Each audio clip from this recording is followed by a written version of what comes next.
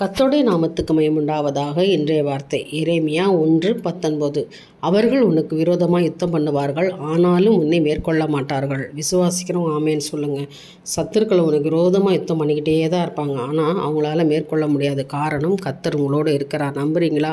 ஒரு ஆமேன்னு சொல்லுங்கள். ஆனாலும் உன்னை மேற்கொள்ள மாட்டார்கள். உன்னை எதிர்த்து நிற்க முடியாது, உன்னை அவங்க ஜெயிக்க முடியாது. ஏனென்றால் வெற்றியை இன்றைக்கி கர்த்தர் உனக்கு தான் கொடுத்துருக்காரு. காரணம், உன்னை ரட்சிக்கும்படிக்கு நான் உன்னுடனே இருக்கிறேன் என்று கர்த்தர் சொல்லுகிறார். அல்லேலூயா. உன்னை பாதுகாக்கும்படியாய், உன்னை அவர்கள் கைகளில் நின்று தப்பு வைக்கும்படியாக நான் உன் கூடவே இருக்கிற மகளே, உன்னோடு இருக்கிற மகனே என்று கர்த்தர் சொல்லுகிறார். நம்புறீங்களா? ஒரு ஆமேன்னு சொல்லுங்க. இன்றைய தினம் சத்துருக்கிட்டேருந்து உங்களை மீட்டு கர்த்தர் பாதுகாக்கிறது அவர்கள் மேற்கொள்ள முடியாது. எந்த சத்துருவும் இன்றைக்கி போராடி கொண்டிருக்கிறீங்க. நிறைய பேர் இன்றைக்கி போராட்டம், எல்லா மனுஷனுடைய போராட்டத்திலேருந்து கர்த்தர் விடுதலை கொடுக்க போகிறார். பணம் என்ற போராட்டம், வியாதி என்ற போராட்டம், இல்லை உபத்திரவம் என்ற போராட்டம், இவை எல்லாவற்றிலும் கர்த்தர் விடுதலை கொடுப்பார். மேற்கொள்ள மாட்டார்கள்.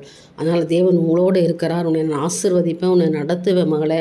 ஏனென்றால் நான் உன்னோடு கூட இருக்கிறேன், நான் உன்னுடனே இருக்கிறேன், உன்னை கரம் பிடித்து நான் நடத்துவேன்.